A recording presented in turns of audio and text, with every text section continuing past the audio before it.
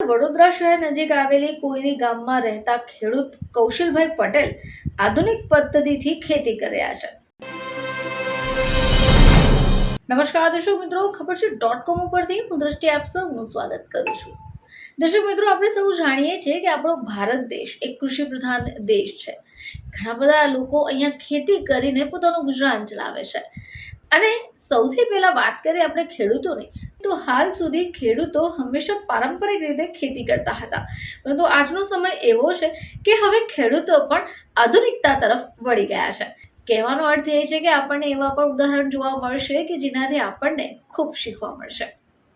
તો હાલ વડોદરા શહેર નજીક આવેલી કોયલી ગામમાં રહેતા ખેડૂત કૌશલભાઈ પટેલ આધુનિક પદ્ધતિથી ખેતી કર્યા છે। હવે હાલમાં પોતાની જ 1 એકર જમીનમાં તેમણે વિવિધ પ્રકારના ટામેટાની ખેતી કરી છે।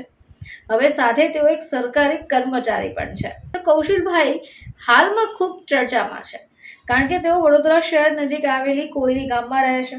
કૌશલભાઈ પટેલ ફૂડ એન્ડ ડ્રગ્સમાં જુનિયર સાયન્ટિફિક આસિસ્ટન્ટ તરીકે ફરજ બજાવે છે। હવે સરકારી નોકરી તો તેઓ કરે છે, પરંતુ સાથે ખેતી પણ કરે છે અને તેઓ પોતાના ખેતરમાં ઓર્ગેનિક પદ્ધતિથી ખેતી કરે છે। તો ચાલુ વર્ષે ખેડૂત કૌશલ પટેલે અલગ અલગ વેરાયટીના ટામેટાની ખેતી કરી।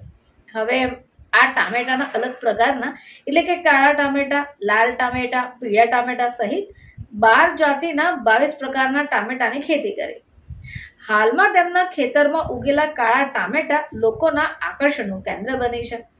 હવે આ વિષય પર કૌશલભાઈને પણ પૂછવામાં આવ્યું તો તેમણે જણાવ્યું કે કાળા ટામેટાની ખાસ વાત એ છે કે અન્ય ટામેટા કરતાં આ ટામેટામાં વધારે પ્રમાણમાં વિટામિન સી છે અને જો આ ટામેટા ખાઈએ તો બોડીમાં રહેલા ટોક્સિન્સ દૂર થશે।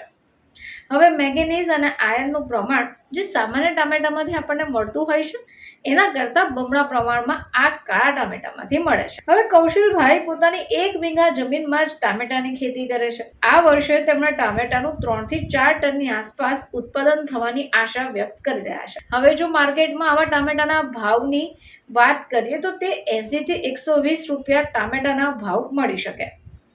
તો દર્શક મિત્રો, હાલમાં 1 નહીં 2 નહીં પરંતુ કૌશલભાઈએ 22 પ્રકારના ટામેટાની ખેતી કરી છે અને તેમણે ઉગાડેલા આ કાળા ટામેટા સૌથી વધારે આકર્ષણનું કેન્દ્ર બન્યા છે। ફરીથી તમારી સમક્ષ હાજર થઈશું, ત્યાં સુધી જોતા રહેજો ખબર છે .com।